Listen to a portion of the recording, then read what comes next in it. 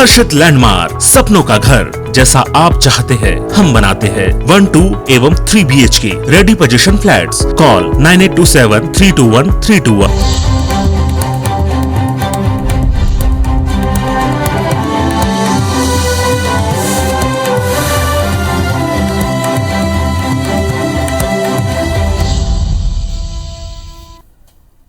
नमस्कार, बहुत स्वागत है आप सबका। मैं हूं पुनीत पाठक और आप देख रहे हैं मेरा मध्य प्रदेश। मध्य प्रदेश की दिन भर की बड़ी खबरें विस्तार से देखेंगे। सबसे पहले बात उपचुनाव की।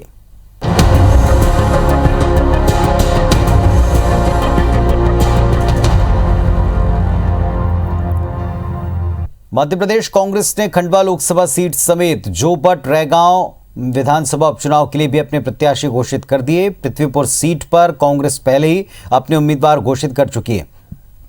कांग्रेस ने खंडवा लोकसभा उपचुनाव के लिए राजनारायण सिंह को अपना प्रत्याशी बनाया। राजनारायण को दिग्विजय और कमलनाथ दोनों का करीबी बताया जाता है। वो 2 बार पहले विधायक रह चुके हैं। इधर जोबट विधानसभा उपचुनाव के लिए महेश पटेल को प्रत्याशी बनाया है। महेश पटेल अलीराजपुर जिला कांग्रेस अध्यक्ष हैं। वहीं रैगांव सीट से कल्पना वर्मा को पार्टी ने उम्मीदवार बनाया। कल्पना वर्मा साल 2018 विधानसभा चुनाव में भी कांग्रेस की प्रत्याशी थी। वर्तमान में वे जिला पंचायत की सदस्य हैं। वहीं पृथ्वीपुर विधानसभा सीट पर नितिन सिंह राठौर के नाम की घोषणा कांग्रेस पार्टी पहले ही कर चुकी है और इस तरह कांग्रेस ने अब अपने 4 उम्मीदवार घोषित कर दिए हैं। IBC 24 से चर्चा में कांग्रेस प्रत्याशी ने अपनी जीत के दावे किए हैं। उपचुनाव में 8 अक्टूबर नामांकन की आखिरी तारीख है।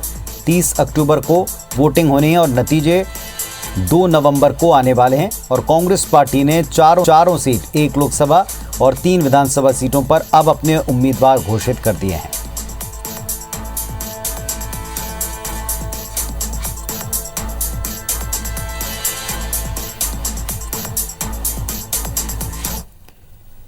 और कांग्रेस ने खंडवा लोकसभा समेत जोबट, रैगांव, पृथ्वीपुर विधानसभा उपचुनाव के लिए अपने प्रत्याशियों का ऐलान किया है।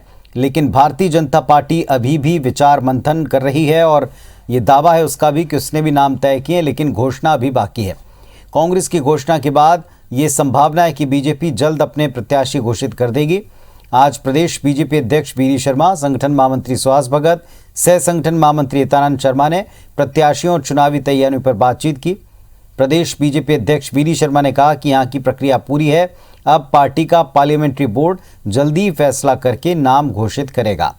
वहीं बीजेपी जमीनी स्तर पर तैयारी में जुट गई है और इसी कड़ी में प्रदेश बीजेपी प्रभारी मुरलीधर राव खंडवा लोकसभा क्षेत्र के मोरटक्का पहुंचे, जहां उन्होंने बड़भा और भीकनगांव विधानसभा के पालक, संयोजक और पार्टी पदाधिकारियों के साथ वर्तमान और पूर्व जनप्रतिनिधियों को संबोधित किया।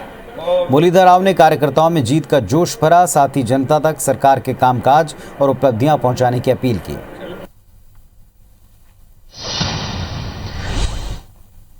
और माता के द्वारा हमारे भारतीय जनता पार्टी के चुनाव की तैयारियां जोर शोरों पर और हमारा जो प्रबंधन का काम है वो लगातार बहुत अच्छे तरीके से सभी कार्यकर्ता अपने काम में जुटे हैं। प्रत्याशी चयन भी जल्दी ही हमारा जो केंद्रीय नेतृत्व है, पार्लियामेंट बोर्ड तय करता है, इसलिए जल्दी ही निर्णय होकर के प्रत्याशी की घोषणा हो जाए। इन कार्यकर्ताओं से बातचीत करना, उनको प्रेरित करना, उनको जीत का मंत्र देना कि हमको किस तरीके से जनता के बीच में जाना है, अपनी उपलब्धियों को लेकर के जाना है। और ये संगठन के कार्यकर्ता के माध्यम से हम बूथ और पन्ने प्रभारी तक की जो हमारी रचना होती है उस काम को गति देने के लिए आज माननीय मुरलीधर राव जी का हमको मार्गदर्शन मिला। और हमारे सहयोगी सुधीर दंडोतिया इस वक्त हमारे साथ में भोपाल से जुड़ रहे हैं। सीधे उनका रुख करते हैं। सुधीर, जैसा कांग्रेस पार्टी शुरुआत से ही एक कदम आगे चलती दिखी, आज उसने अपने तमाम उम्मीदवार घोषित कर दिए, सामने ला दिए। बीजेपी अभी भी तैयारी और सहमति के मोड में है।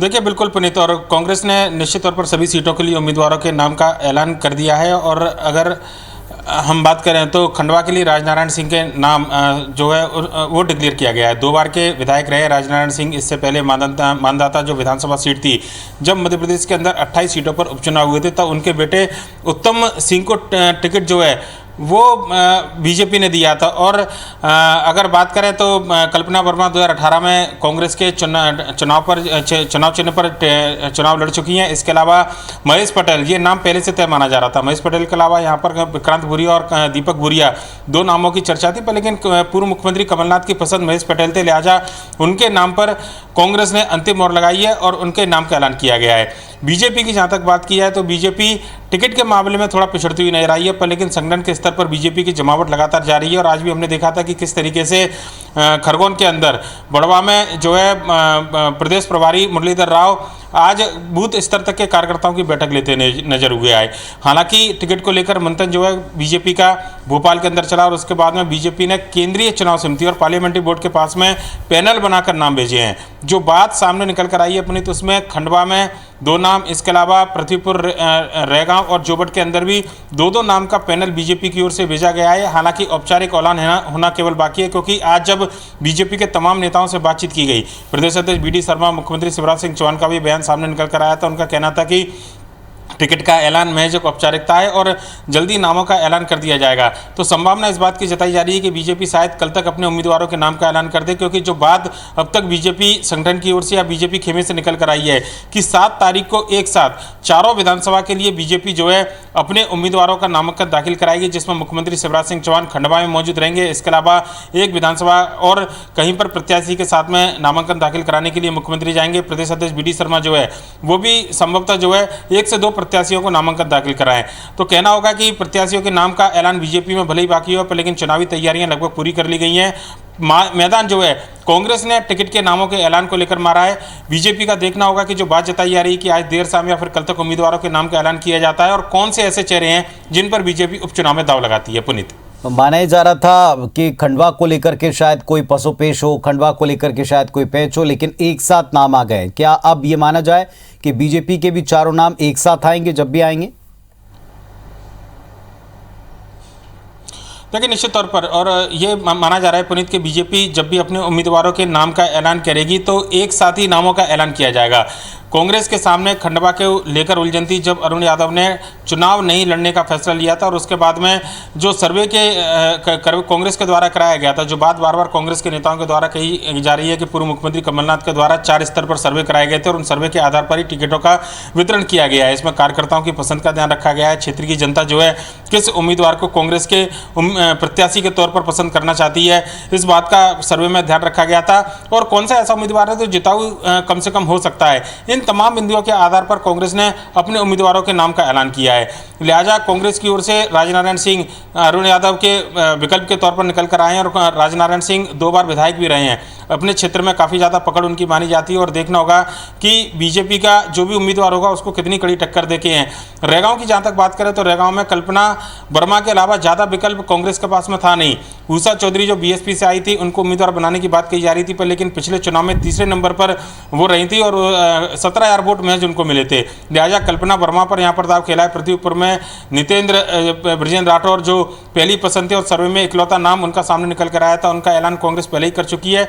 जोबट में जरूर यहाँ पर दीपक भूरिया के नाम की चर्चा की जा रही थी, विक्रांत भूरिया के नाम की चर्चा थी, पर लेकिन विक्रांत भूरिया ने खुद ही अपने नाम चुनाव नहीं लड़ने का ऐलान किया था, और उसके बाद में महेश पटेल पहली पसंद के तौर पर जो है कांग्रेस आला कमान की निकल कर आए और उनका नाम यहाँ पर ऐलान किया गया है। भले ही वो झाबुआ के रहने वाले हो, पर लेकिन जोबट से चुनाव लड़ेंगे और ये उम्मीद की जा रही है कांग्रेस यहाँ पर मजबूत स्थिति में, लिहाजा एक कड़ा मुकाबला जो है कम से कम जोबट में देखने को मिलेगा। पुनीत, चलिए, तो अब इंतजार है भारतीय जनता पार्टी के उम्मीदवारों का और मुकाबला किस तरह होगा, ये दूसरे चेहरे यानी बीजेपी के चेहरे सामने आने के बाद ही स्पष्ट हो पाएगा। शुक्रिया आपका इस पूरे अपडेट के लिए, पूरी जानकारी के लिए सुधीर।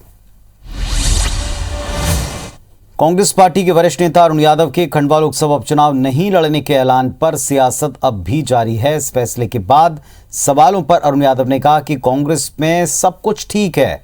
उन्होंने कांग्रेस को जिताने के लिए काम करने की बात कही है। वहीं पूर्व मुख्यमंत्री दिग्विजय सिंह ने कहा कि अरुण यादव चुनाव लड़ना चाहते तो वो सबसे बेहतर उम्मीदवार हैं, लेकिन उन्होंने खुद चुनाव नहीं लड़ने का फैसला किया है।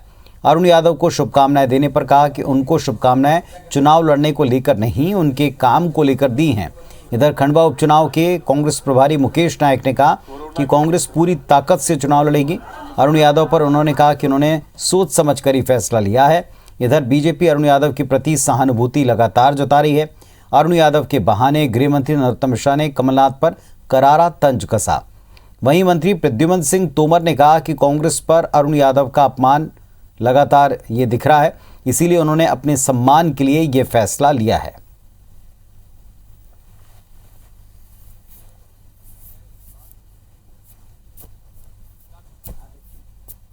अभी तो सबका एक ही एजेंडा है, सभी नेताओं का, कार्यकर्ताओं को खंडवा जीते और बाकी जो 3-4 चुनाव आ रहा वो जीते हैं। शुभकामनाएं तो उन्होंने जो काम किया उसके लिए शुभकामनाएं दी हैं, कोई टिकट के लिए शुभकामनाएं, वो तो उस पर निर्भर करता है।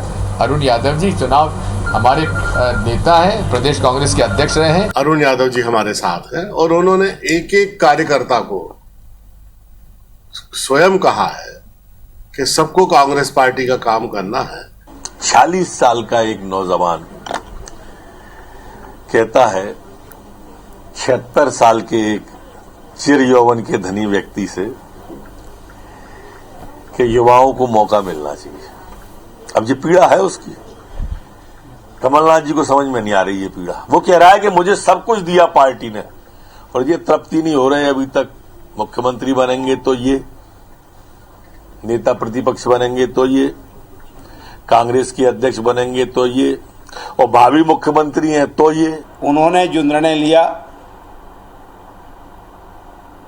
अपने सम्मान के लिए, जो उनको अपमानित कर रही थी पार्टी, वो ठीक निर्णय है उनका। वहीं कांग्रेस नेताओं के बीजेपी में शामिल होने पर पूर्व मुख्यमंत्री और राज्यसभा सांसद दिग्विजय सिंह ने बीजेपी पर तंज कसा। उन्होंने ट्वीट किया कि बीजेपी अब कांग्रेसमय होती जा रही। मुझे पुराने भाजपा के कर्मठ कार्यकर्ताओं पर दया आती है। अब भाजपा पूरी तरह से टिकाऊ लोगों को छोड़कर पूरी तरह से बिकाऊ लोगों पर निर्भर हो चुकी है। दिग्विजय सिंह के इस ट्वीट पर गृह मंत्री नरोत्तम मिश्रा ने पलटवार करते हुए कहा कि दिग्विजय सिंह और राहुल गांधी पर ये जो जितने भी काम कर रहे हैं तुष्टीकरण की राजनीति के तहत कर रहे हैं। कांग्रेस में टुकड़े टुकड़े गैंग की भर्ती कर कांग्रेस पार्टी के टुकड़े टुकड़े करने में जुटे हैं। मंत्री नरोत्तम मिश्रा ने कहा कि ये उसी का परिणाम है कि लोग राष्ट्रवाद की मुख्य धारा में शामिल हो रहे हैं। ऊर्जा मंत्री प्रद्युम्न सिंह तोमर ने भी दिग्विजय सिंह और कांग्रेस पार्टी पर निशाना साधा। इनकी जो तुष्टीकरण की नीति है,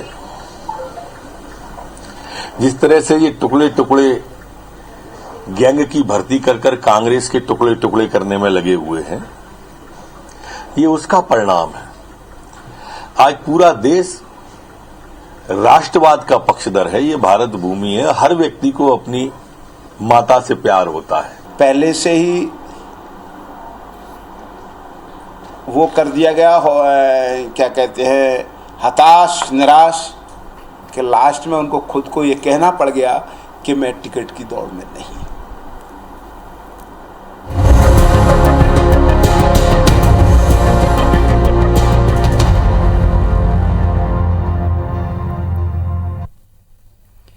मध्य प्रदेश हाईकोर्ट ने स्वास्थ्य विभाग के प्रमुख सचिव को 5 दिन में ग्वालियर के कमल राजा चिकित्सालय के बाल एवं शिशु विभाग के हालात सुधारने के आदेश दिए हैं। मध्य प्रदेश हाईकोर्ट की मुख्य पीठ जबलपुर ने यहां होने वाले बच्चों की मौत को लेकर सख्त आदेश जारी करते हुए कहा कि बच्चों को अलग अलग बेड पर भर्ती किया जाए। आदेश के बाद क्या सुधार हुए, इसकी 5 दिन में रिपोर्ट पेश की जाए। मामले पर अगली सुनवाई 8 अक्टूबर को होगी। मध्य प्रदेश हाईकोर्ट की चीफ जस्टिस की अध्यक्षता वाली पीठ ने यह आदेश एडवोकेट संगीता पचौरी और अवधेश सिंह तोमर की जनहित याचिका पर सुनवाई करते हुए दिए। याचिका में कहा गया कि प्रदेश में अभी कोविड का खतरा टला नहीं, अस्पताल में लापरवाही बरती जा रही।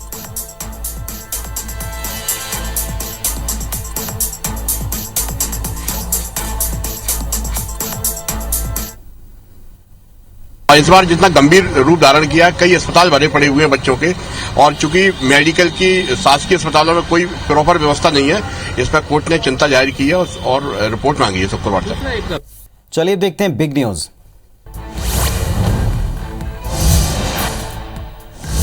अमेरिकी दौरे के बाद प्रधानमंत्री नरेंद्र मोदी अब जल्दी यूरोप जाएंगे, जहां प्रधानमंत्री मोदी इटली में G20 सम्मेलन का हिस्सा बनेंगे। 30 से 31 अक्टूबर को सम्मेलन इटली के रोम में होने वाला है। इसमें अमेरिकी राष्ट्रपति जो बाइडेन, रूसी राष्ट्रपति व्लादिमीर पुतिन, फ्रांस के राष्ट्रपति इमैनुअल मैक्रों और चीन के राष्ट्रपति शी जिनपिंग भी शामिल होंगे।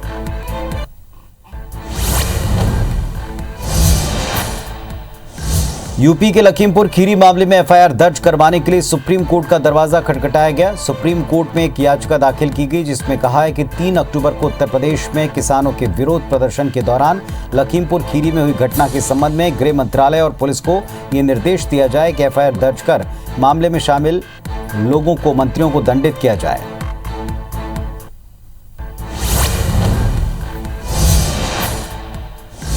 कांग्रेस के पूर्व राष्ट्रीय अध्यक्ष राहुल गांधी ने लखीमपुर खीरी की हिंसा और प्रियंका गांधी वाड्रा को हिरासत में लिए जाने को लेकर सरकार को निशाने पर लिया। कहा कि किसानों को गाड़ी से कुचलने वाले केंद्रीय मंत्री के बेटे को हिरासत में नहीं लिए जाने का मतलब देश का संविधान खतरे में। उन्होंने कहा, एक महिला नेता को 30 घंटे तक बिना एफआईआर के हिरासत में रखने का मतलब देश का संविधान खतरे में।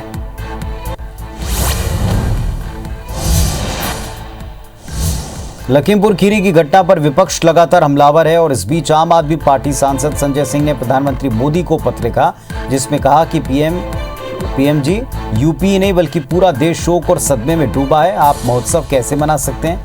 आप लोगों से किस आज़ादी की बात करेंगे जबकि आपके सामने प्रत्यक्ष प्रमाण है कि सरकार अपनी जनता पर ऐसे अत्याचार कर रही है।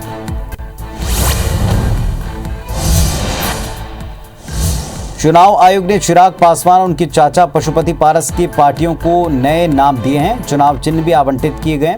चुनाव आयोग ने चिराग पासवान को लोक जनशक्ति पार्टी रामविलास नाम दिया और चुनाव चिन्ह हेलीकॉप्टर आवंटित किया है। वहीं पशुपति कुमार पारस को राष्ट्रीय लोक जनशक्ति पार्टी नाम और सिलाई मशीन चुनाव चिन्ह आवंटित किया है।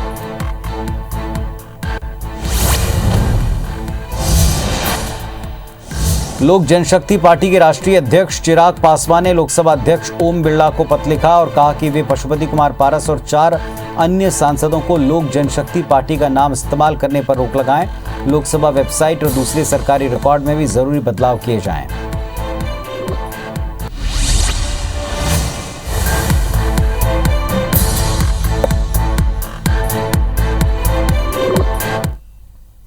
कुछ और खबरें देखते हैं। विदिशा में छात्रों ने अपनी मांगों को लेकर जल सत्याग्रह किया। बेतवा नदी में जल सत्याग्रह कर रहे छात्रों ने जिला प्रशासन पर भेदभाव के आरोप लगाए। छात्र कहते हैं कि प्रदेश सरकार ने स्कूलों के साथ छात्रावास खोलने के आदेश जारी कर दिए, लेकिन विदिशा में जिला प्रशासन ने अभी तक छात्रावास नहीं खोले, जिससे उन्हें परेशानी झेलनी पड़ रही।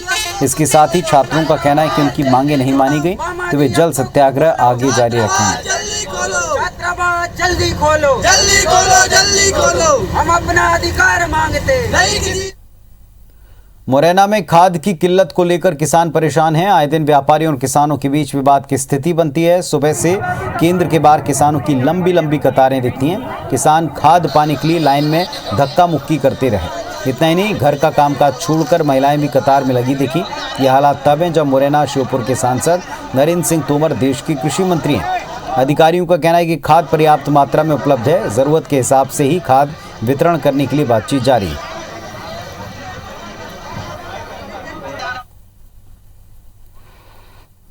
चिंता की बात नहीं, हमारे पास आज की स्थिति में भी 1600 मीट्रिक टन खाद जिले भर में उपलब्ध है। हमारी गवर्नमेंट एजेंसी और प्राइवेट एजेंसी पर कल रात को एक रैक हमें 2000 मीट्रिक टन की प्राप्त हो गई है, जो कि अभी विक्रय केंद्रों पर भेजी जानी है।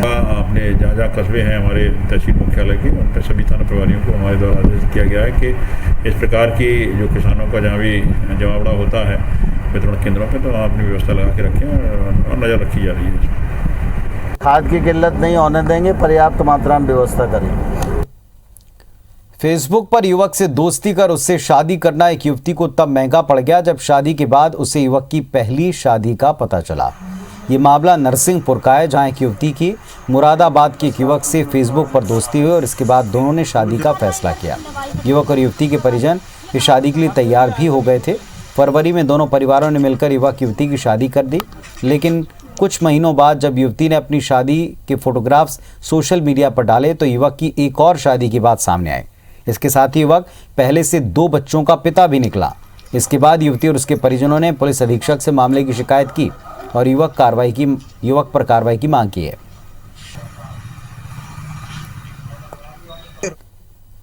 वहीं शिवपुरी में मंगलवार को होने वाली जन सुनवाई में फुटबॉल खेलने वाले बच्चे अपने कोच के साथ कलेक्ट्रेट पहुंचे, लेकिन बच्चे संकोच के चलते अपना पक्ष रखने में असहज महसूस कर रहे थे। कलेक्टर ने इस स्थिति को भांपा और सभी बच्चों को अपने कार्यालय में बुलाया, उनके विषय और मांग को ध्यान से सुना। इस दौरान एक बच्चे को कलेक्टर ने अपनी कुर्सी तक पर बिठाया, जिससे सारे बच्चों के चेहरे पर मुस्कान आ गई। ये सभी बच्चे फुटबॉल खेलने के लिए सही स्थान और ज़रूरी संसाधन उपलब्ध कराने के लिए इस जन सुनवाई में आए थे। कलेक्टर ने सभी बच्चों को हर संभव मदद का आश्वासन दिया। देवास के खातेगांव में पशु के साथ क्रूरता का मामला सामने आया, जिसका वीडियो सोशल मीडिया पर वायरल है। इस वीडियो में दो लोग एक कुत्ते को लाठियों से पीटते नजर आए। पिटाई के बाद कुत्ते की मौत हो गई। बताया जा रहा है कि वीडियो में कुत्ते की पिटाई कर रहे दोनों लोग खातेगांव नगर परिषद के सफाई कर्मी हैं। वीडियो वायरल होने के बाद एनिमल वेलफेयर सोसाइटी की एनजीओ ने इसकी शिकायत की है।